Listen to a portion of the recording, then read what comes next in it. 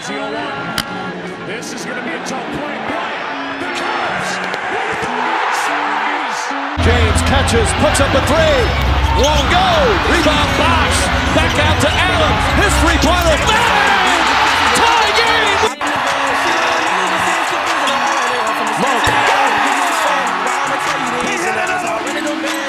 Back today, so I got time to be tripping or writing no love song. Yeah, writing no love song. We all experience love loss. Yeah.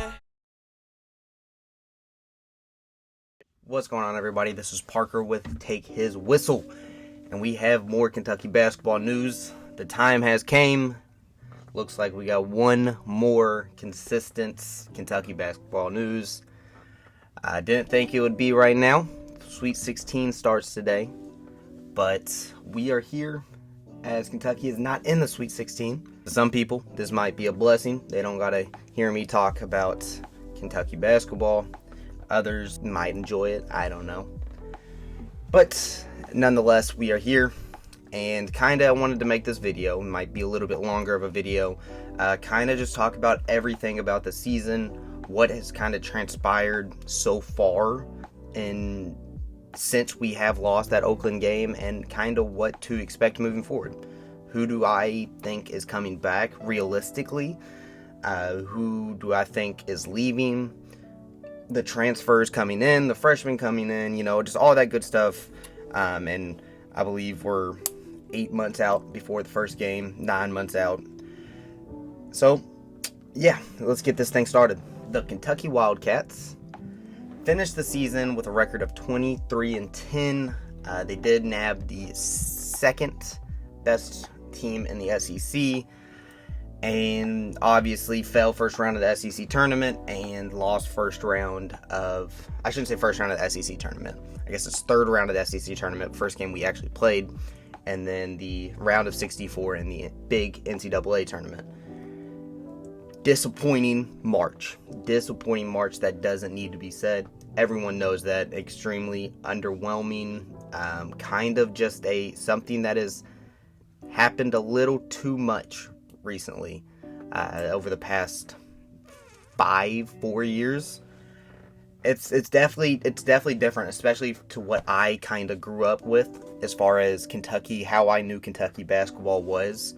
I didn't think this would happen. If somebody were to tell me back in 2019 when Kentucky lost to, I believe that was Auburn in the Elite Eight. That was, I believe, the year with maybe Tyler Hero. If somebody were to tell me that Kentucky won't make it out the first weekend for another 5 years, I would laugh in your face. To be more specific, I would even say I would take that bet, and then I'll also bet you that in the next 5 years we win a championship. I would have never once thought that it would come to where we're at right now, the state of Kentucky basketball. Just our program in general. We're here though. We're here though. We gotta just, I guess, continue to move forward. At the end of the day, this is how it is. How I think our season went. More specifically, I think there was a lot of highs and a lot of lows.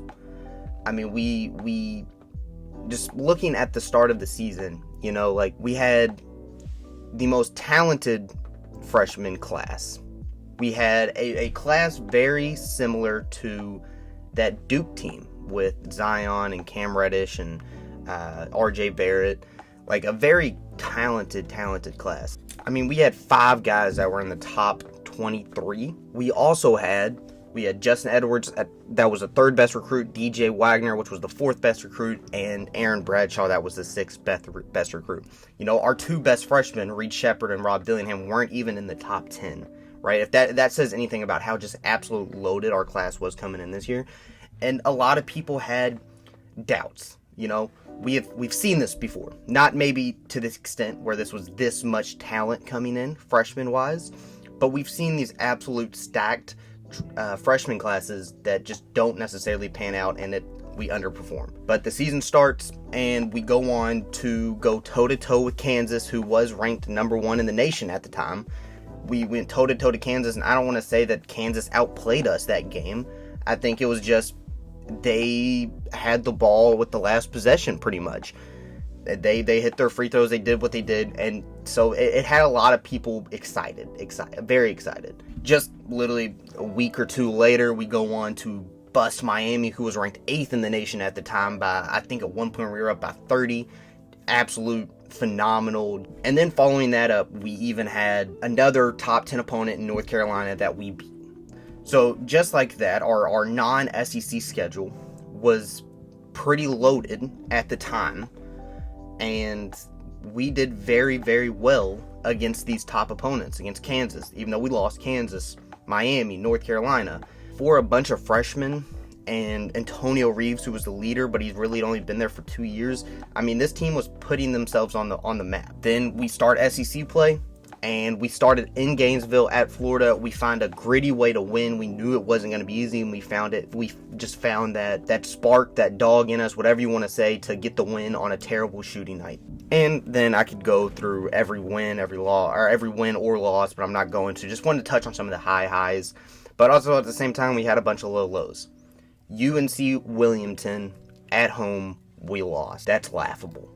Absolutely laughable that we lost to UNC Wilmington.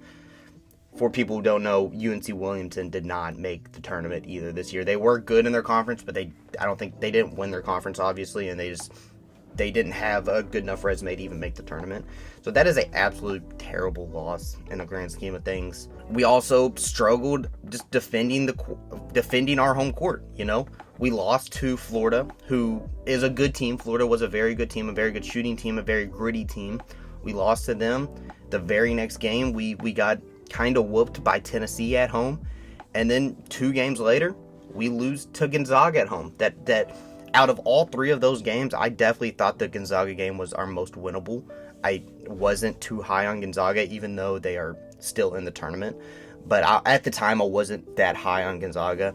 And we lost all 3 of them. The first time, and I forgot exactly how long it was, but we had a 3-game losing streak at home at Rupp Arena. That just is unheard of, uncanny. But Kentucky turned it around. We thought. We go on to win 7 out of our last 8. The only one that we lost was a buzzer beater tip-in to LSU at LSU. That also included a blowout win against Auburn, an absolute dominating blowout win against Alabama, a gritty, good fought win at Tennessee. You know, like, this team was like finally coming together. We thought even with their ups and downs, their struggles defensively, their struggles rebounding, we thought that because we were the second most high-powered offense in college basketball behind Alabama, and we did what we did to Alabama, we thought we were fine. We absolutely thought that we were fine. We were fine. Or at least I did, I should say. I knew the defense was a problem, and there were going to be times where we played a team like Texas A&M that was going to try to slow the pace down and be very aggressive, and we don't really do well against that. But I thought that regardless, we're going to come through, because just in March, history shows that teams that can put up high numbers and shoot the ball very well, they usually make a good run. They make a good run at the end of the day. At every tournament, there's always that one team. But also at the same time, there's that thing in the back of your head that's just like, what if our offense is not as good as it normally is? What if that team knows our plays?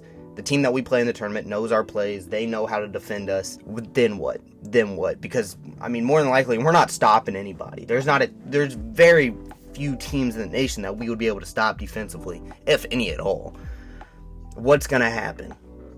And so we lose to Texas A&M, and then we go up against Oakland, who I made a whole TikTok about how a nightmare matchup Oakland was against Kentucky. Not many people believed me, but I mean, I saw the writing on the wall 1,000 miles away. How they play, how they make big time shots, how they defend. Their coach has been there for 40 years. I mean, just the writing was on the wall for this upset to happen. And I mean, we got the worst 14. We got, I guess, the best 14 seed available. The worst one for us. The worst possible 14 seed we got. And, you know, like I said on the podcast, this is what March Madness is. Oakland will probably go back to irrelevancy. Jack Golke will never probably be heard of again besides those random flashbacks you see on your Instagram feed from ESPN. And Oakland will just talk about this win for the history of their program, that one time in 2024 that they upset Kentucky. You know, like, you gotta take that on the chin and move on from it because it's already happened. It sucks, it stinks, and it really defines our season.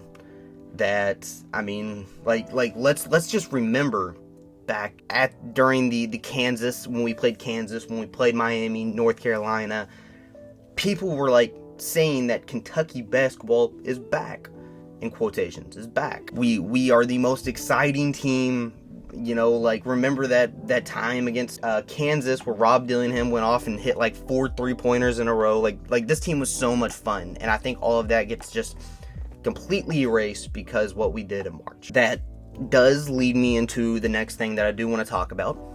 John Calipari, Coach John Calipari, is returning for his 16th season as the head coach of Kentucky. As of right now, it is very mixed reactions. Some people love it. Some people are just whatever. I'm gonna support regardless. And some are just like, absolutely not. I'm thinking about leaving this team. On the podcast, I said that I am a full Cal supporter. Do I love that he's coming back? I don't know yet. I guess there is a world where I am happy with it. I like that he is coming back because the amount of money that he brings in, the amount of transfers, the amount of freshmen that he does bring in every year, every year we are going to be competitive regardless if we win a championship or not. Obviously, that's not the goal. The goal is not to just be competitive every year. The goal is to win championships, right? Especially at somewhere like Kentucky. It's the goal anywhere, but I feel like that's kind of glorified at Kentucky, is that like it's championship or bust. And that's just how it is. But Calipari consistently brings in the best talent. And I hear things as if we bring in another coach, all these coaches, if they had the talent that Calipari had, they would have won 1,000 championships. And that might be the case. We'll never necessarily know if that is the case. But the thing is, no other coach in the nation can bring in what Calipari brings in. That's the thing. You don't expect. Now, with all this being said, I think the University of Kentucky brings in recruits itself just by the name Kentucky and the rich history of it. But don't be fooled. No other coach can bring in all the talent that Calipari can bring in. They can bring in great classes. Dan Hurley is a great in the portal. Bill Self is another great recruiter. Brings in very good, talented teams every year.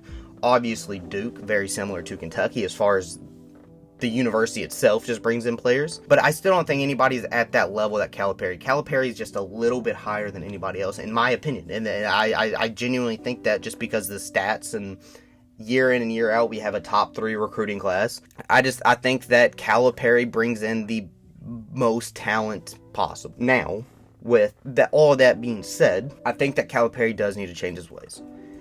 And this is also something that I've said for a while now. Before I started making videos, before I really did a deep dive into it. And I think most people know this. I mean, it's not a rocket scientist to figure this out. It's hard to win with freshmen, right? And just the experience is not necessarily there. You don't have it's not there at all, right? I mean, look at Reed Sheppard.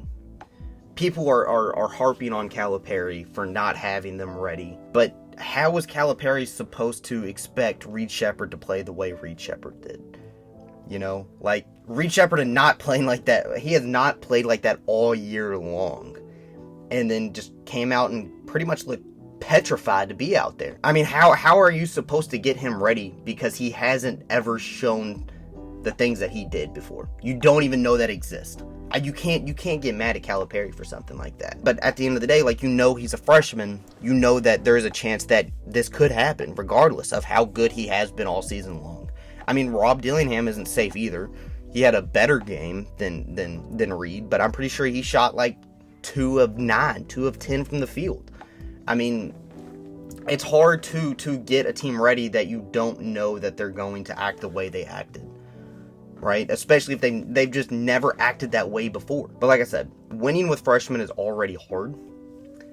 And so I feel like Calipari and some other people's thought process is, we have a very young team of freshmen. Let's bring in some experienced veteran players to kind of level out the young and the old. And I think that does help to an extent, but also at the same time, you can't expect some guy from a mid-major who's a senior, who has never made the tournament in their lives, played in a gym that fits 1,000 people in it, even though he's been in college for 4 years, 3 years, you can't have him go to somewhere like Rupp Arena, where it is like the closest thing to an NBA stadium, an NBA environment, and expect him to do good off the bat. Like it's almost like he is a freshman to an extent as well. He is a freshman to the program. He is a freshman to the environment. I mean, a perfect example is Antonio Reeves. Came from somewhere like Illinois State, never made the tournament. His first year at Kentucky, whenever he got into the tournament, that game against Kansas State, it was terrible. It was absolutely terrible. And then, just look at the jump that he made from year 1 to year 2. He was a solid a solid 3-point shooter that is reliable. Come tournament time, he kind of shit the bed. And then his second year, he is probably third, maybe second in voting for SEC Player of the Year. The absolute captain, leader of this team. The only one that really looked, him and Trey Mitchell were the only two that looked like they wanted to win that game against Oakland. Like, the jump from year 1 of being in the program to year 2 is insane. Even that 1 year. Imagine if Antonio Reeves was there for 4 years. I think that he would have been the best player in the SEC by a large margin. Even with the season that Dalton Connect had this year, I think Antonio Reeves would have just been so much better. Because experience, regardless of how old you are, matters as far as who you play for, what team you play for, your tournament experience, your very intense, anxiety-filled moments. I mean, that all plays a factor, not just your age and how long you've been in college basketball. I think it helps, but it you know, like, that's not the full thing. You can't expect somebody that's never been to a tournament, regardless if he's 23 years old, to still do good in the tournament. This is a whole new world. College basketball is not, but the tournament is a whole new world for him. But if you missed it, Calipari on Monday came out with him talking on his own podcast, and then yesterday evening, him and Mitch Barnhart, our athletic director, had a sit-down kind of interview and kind of just talked about the future of Kentucky basketball. So what I saw from the interview with Mitch Barnhart, if you haven't watched it, it's probably like 20 minutes long. It's not much. You can, if you have a chance, go watch it. I feel as if I didn't necessarily hear too much. And I think that could be Keith Farmer, who was the interviewer. I don't think he really asked the questions that many fans were wanting him to ask. He kind of just beat around the bush as far as the questions. Didn't really ask juicy questions. And I'm sure some stuff was said beforehand that Barnhart and Cal didn't necessarily want to talk about. And so I'm sure that limited him. He could have made it a lot more interesting if he wanted to, but he kind of probably just played into Barnhart and Cal's game that they were playing. And, Keith Farmer is an employee by Big Blue Nation Tonight, which is like a Kentucky athletics exclusively kind of just like talk show almost. And so, he's a fan. He's not going to try to make them upset as like a normal ESPN or ABC reporter would do. So he the questions that he asked weren't too, the interview wasn't much. A lot of rambling of what they could have done last season. And you kind of just look at it as in, like, hey, at where we're at right now, we've had some time pass since, it's been a full week now since the Oakland game, and let's just move on. Let's just move on. Yeah, we are taking our medicine right now. We are still constantly hearing about it. If you're a Kentucky fan, you're constantly hearing about it, especially from Louisville fans that have no business talking about it. But we just got to take our medicine. Let's move on. Let's start getting ready for next year. That's what people wanted to hear. We wanted to hear what he was going to do differently. Going back in time to Monday, when he came out on his podcast, he did kind of talk about things that he could do differently. And one thing that I think a lot of people wanted to hear, I know I wanted to hear it, was that he was not going to push out players as much as he normally has. With that being said, he can say everything that he wants to say. Is he actually going to do it is the question. Is Cal actually going to not push out these players? Who knows? He could have just been doing damage control to help win back some of the fan base. But, I mean, I guess that's step one, you know? Like, if he does do it, this is the perfect step to starting it, to say that he's going to do it, and then actually change your ways. But, like I said, is he actually going to do it? We'll have to wait and see. But he said that he was going to stop pushing out players as much, and I think that is what a lot of people wanted to hear. I think that is the recipe to success, is these talented freshmen take 1 year of experience and just run with it. That is your recipe for championship succession, is experienced, talented players that have been with each other for more than just a couple months before the season starts. And, you know, I like to hear that. I'll be the first to say, I'll love to hear it. Now, he could just be rambling nonsense into our ears, and which a lot of people think he is. But as a true, honest Kentucky fan, that is what you want to hear. The first and foremost thing. Because look at it this way. If Calipari retained some of these players, and me and Josh talked about this on the podcast as well, if he retained just some of these players, how dominant would Kentucky really be? And Josh used the 2015 team that went undefeated, lost in the Final Four.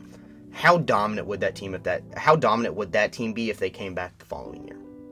Oh my gosh, dude, that team would be insane. That team would have been insane. And imagine if they stayed to their senior year. That's a three-peat in my eyes. That is a three-peat. They lost in the Final Four. They went undefeated. You bring them back for 3 more years, that's a three-peat. That is 110% a three-peat.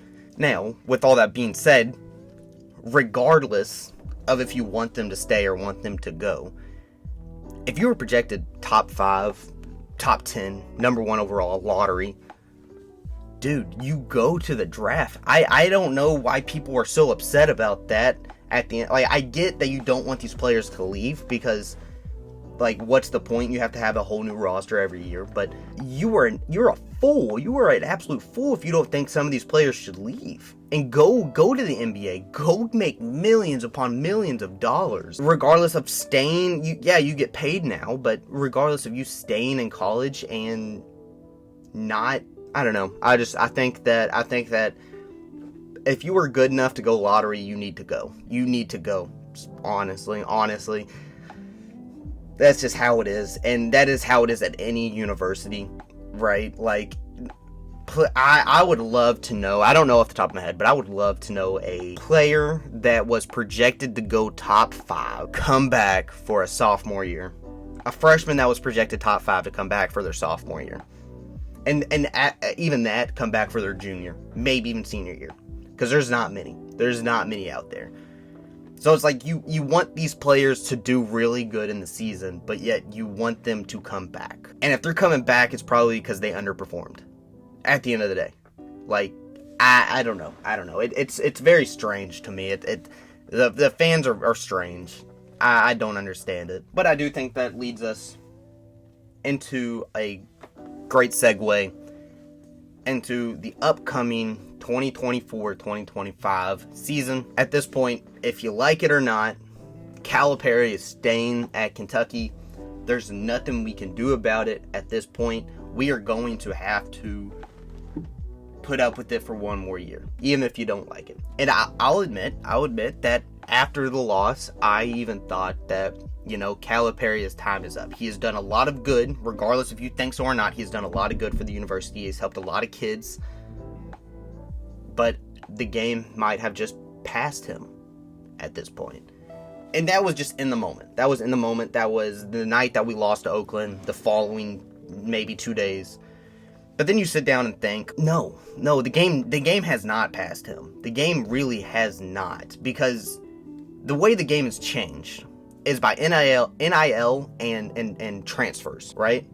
Before NIL, Cal got the best guys. After NIL, Cal still got the best guys. The transfer portal, he has always dominated. You got to think of the very good talent that we've got in the transfer portal. I'll just name a few. Nate Sestina, right? A fan favorite. Kellen Grady, absolute sniper. Oscar Sheboy, arguably the best player in the Cal era, period. Antonio Reeves this year, the last 2 years. He is still doing his job. He has not taken a step back because of NIL. And, I think Roy Williams from UNC, that was a big reason from him stepping away. Is he didn't like the direction the college game was going. Jay Wright didn't like the way the college game was going. Now, was it that they just genuinely did not like it? Or was it that they couldn't keep up with the times? They couldn't. They didn't understand. They couldn't process how to pay these players enough money to get them to come to their university. Calipari, like everybody says, he's a businessman. He is a businessman. He's a car salesman is what people say. You kind of have to be, to an extent. You kind of have to be.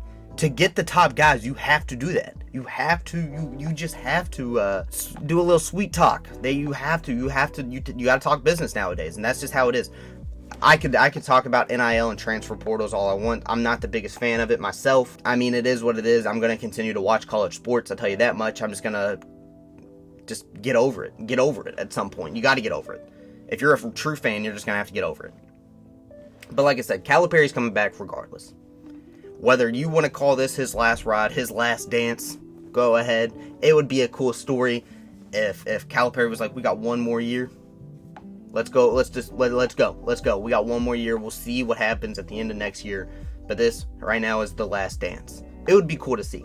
Now, I was planning on getting this video out before some of the players started making their decisions on if they're staying, if they're going, if they're transferring, whatnot. We haven't heard at the time, right now, at the time of me recording this, I haven't heard any news about anybody. There's been assumptions, but there hasn't been anything official besides Calipari returning. So first and foremost, I want to go through pretty much every player, what I genuinely think could happen.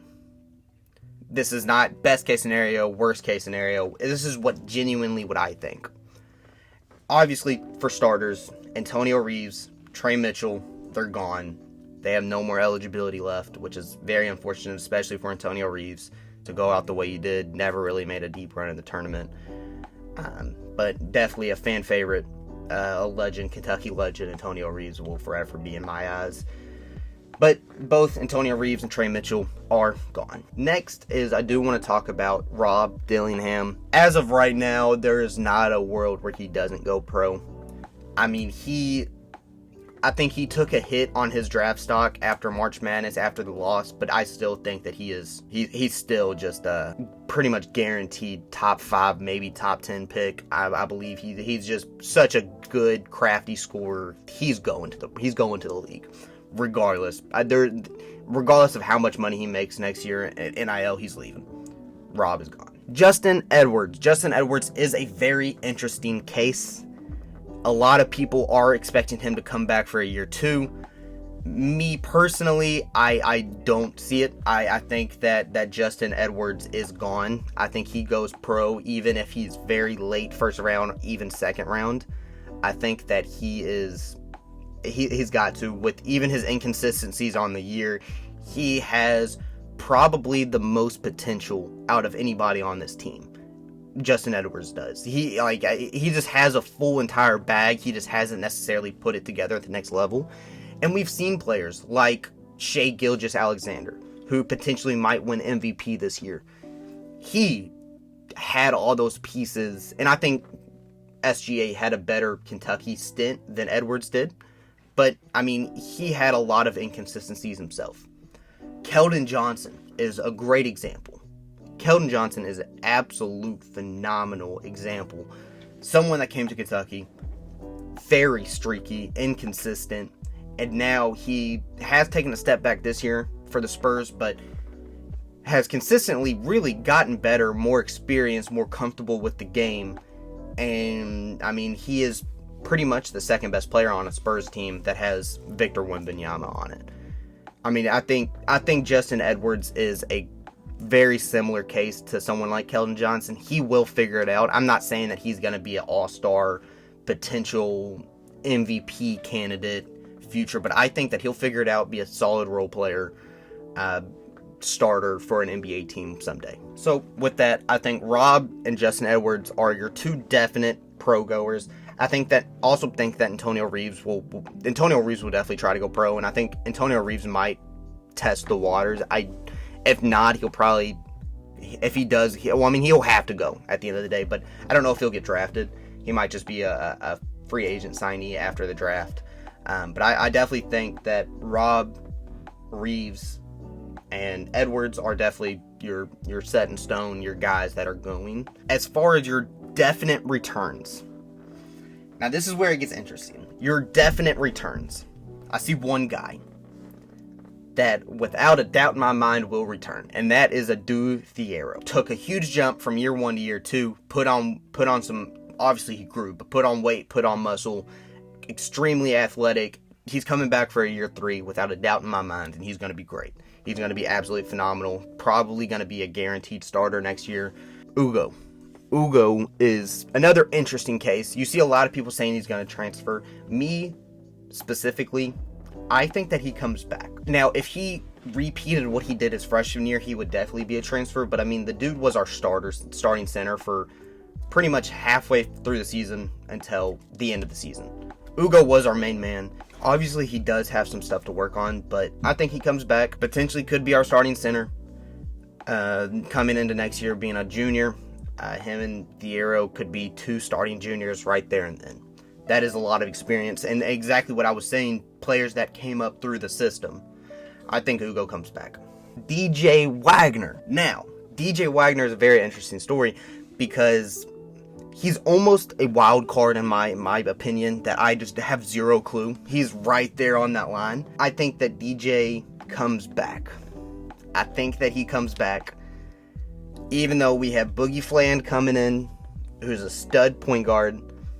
We have some transfers that I'll talk about here in a minute that might come in. I mean, it's going to be, potentially could be a crowded guard room backcourt. But I think that DJ comes back. I think he knows that he's not ready to go to the league yet. If for whatever reason he doesn't come back, he transfers. But me personally right now, I think DJ comes back. And the last guy that I definitely think does come back in my eyes is Joey Hart. I think Joey Hart does come back for another year. We didn't see much of him. We know that he's got crazy bounce. He's 6'5", from Indiana, so he's pretty local. He could transfer. He definitely could. There is a world where he could transfer, he could even transfer to Indiana or Purdue or Louisville. But I think Joey Hart does come back for at least one more year. He does get a little bit of playing time. I would not expect him to get tons to be like a solid every game role player, but I think that he comes in, almost plays like a Jordan Burks situation that this year was, maybe a little bit more. But as of right now, I think Joey Hart comes back for at least one more year. The one guy that I do think is, I don't know. Me personally, I think he transfers. He could come back. It seemed like he loved the university. Is Aaron Bradshaw. He seemed like he loved Kentucky. He loved the environment he had. Even whenever he was struggling, his playing time dropped tremendously. I think that it seemed like he was still in very good spirit. So he might come back, but I think that he transfers. I could see him going somewhere like a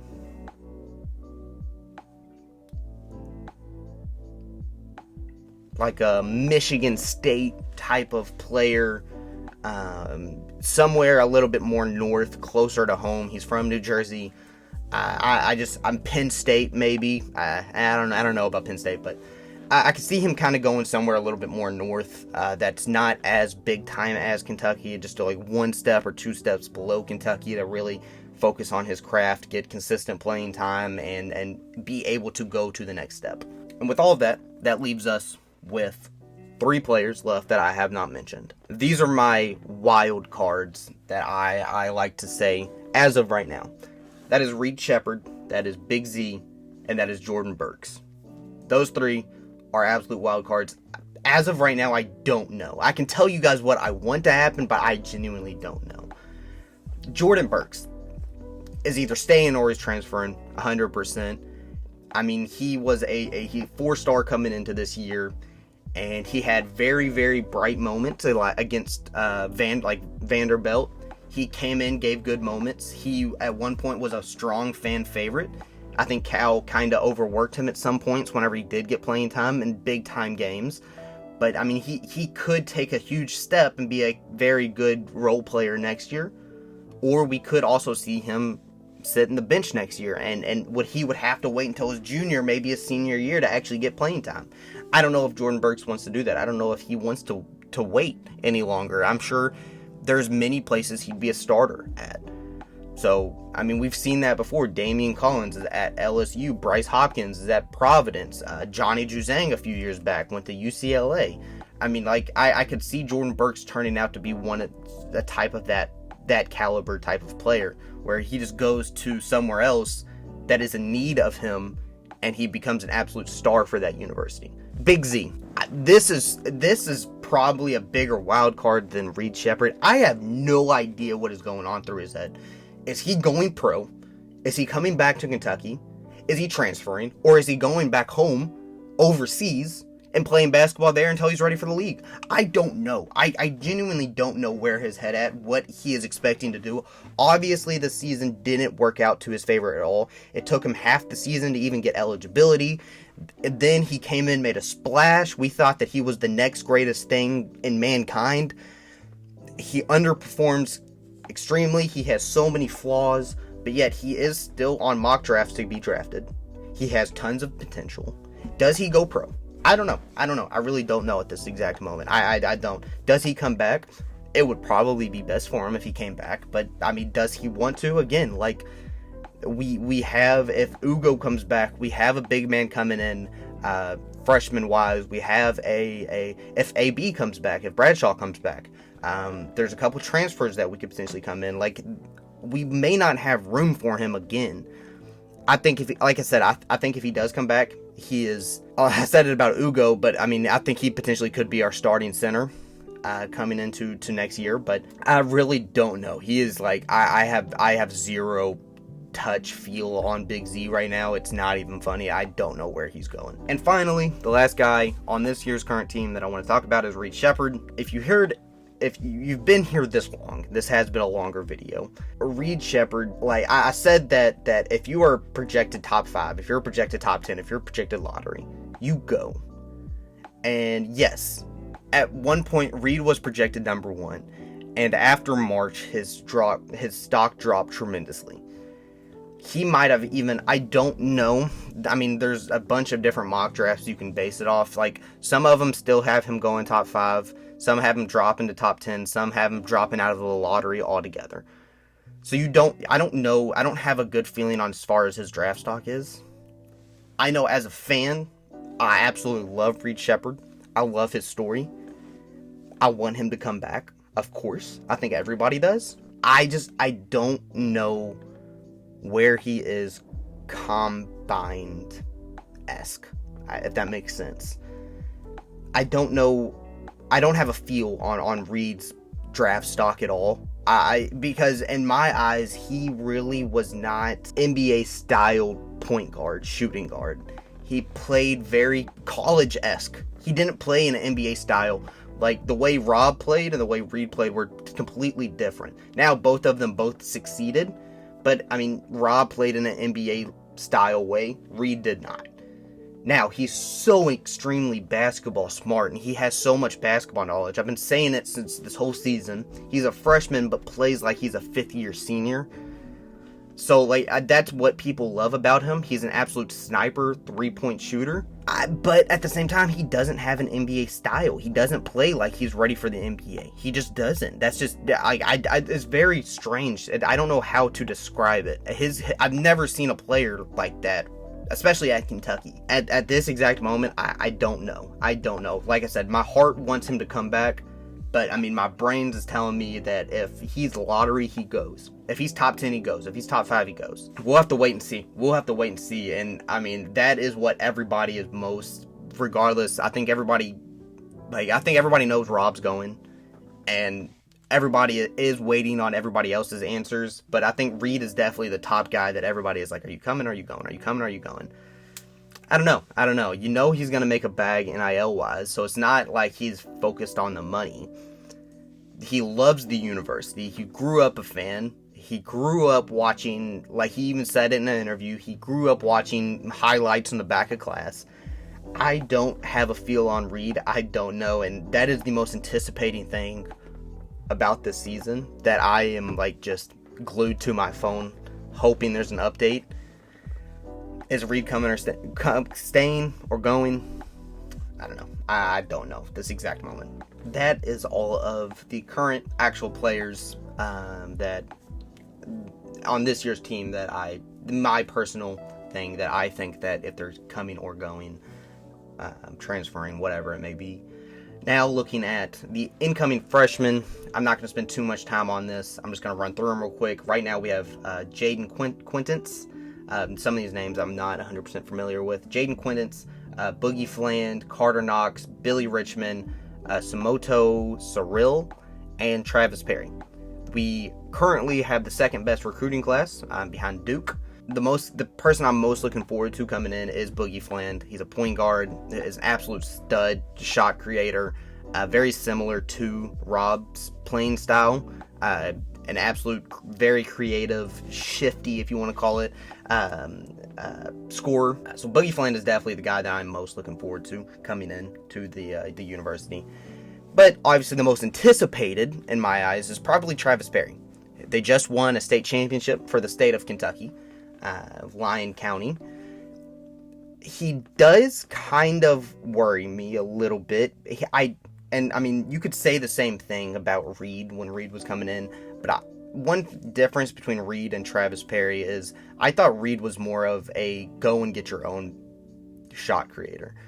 Travis Perry, it seems like he's more of a, like, he kind of lets the play develop for him, and which is fine, and I'm sure he's going to develop that shot creation a little bit more, but it seemed like if you look at some of his highlights, yeah, he was the point guard, he ran the offense, but a lot of his scoring came from him, not the play being made for him instead of him going out and getting his own buckets. And like I've said it since he officially committed, I have been dreaming of Reed Sheppard and Travis Perry playing on the same team together. I've watched them play against each other in person.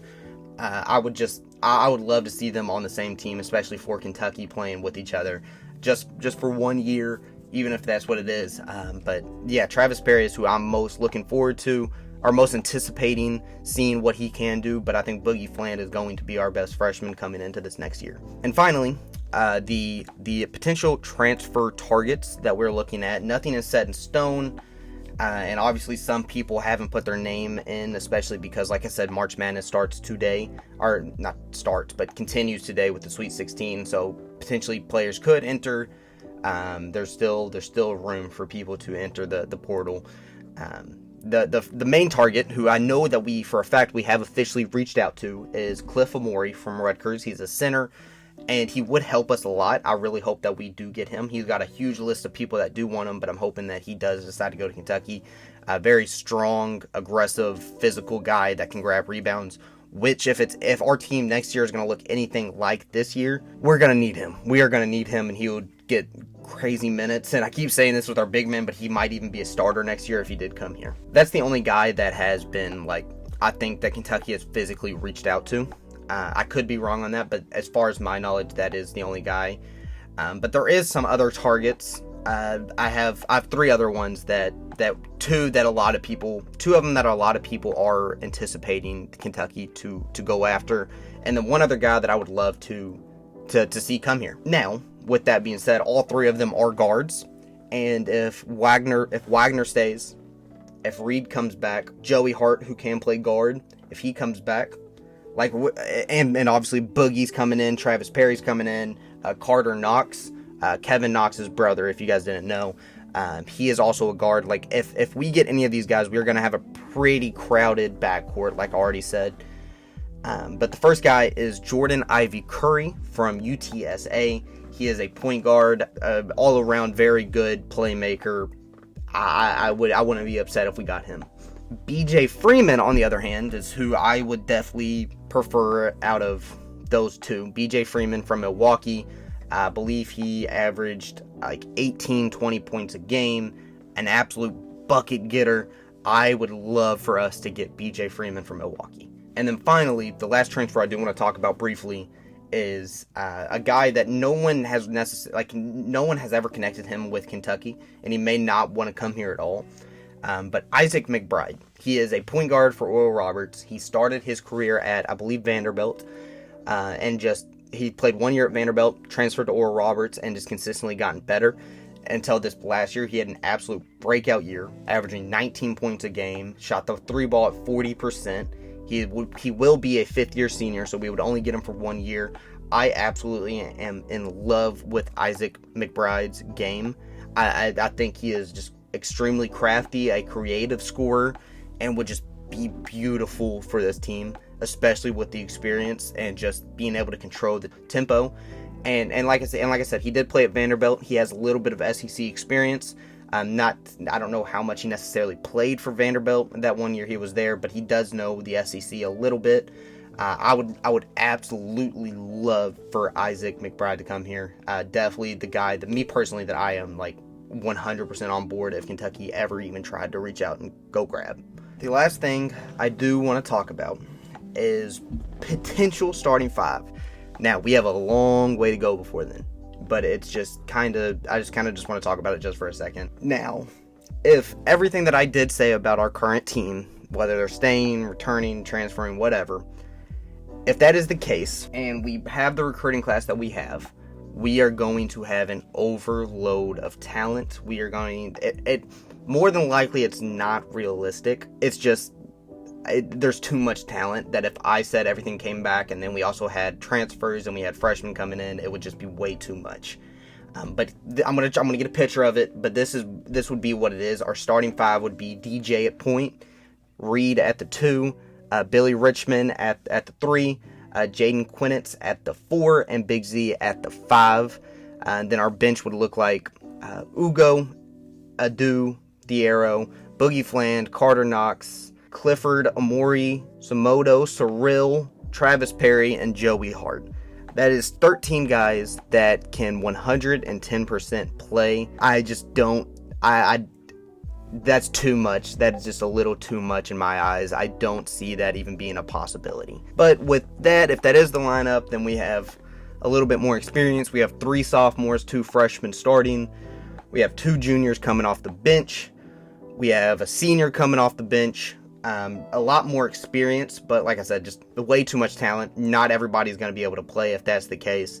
That is a more stacked lineup than the 2015 team. We would have a 13-man rotation, and that's just not going to happen. The more realistic, which I really hope is not the case, because I feel like we're just going to be stuck in the same boat that we are last year, and Cal really wouldn't have changed too much.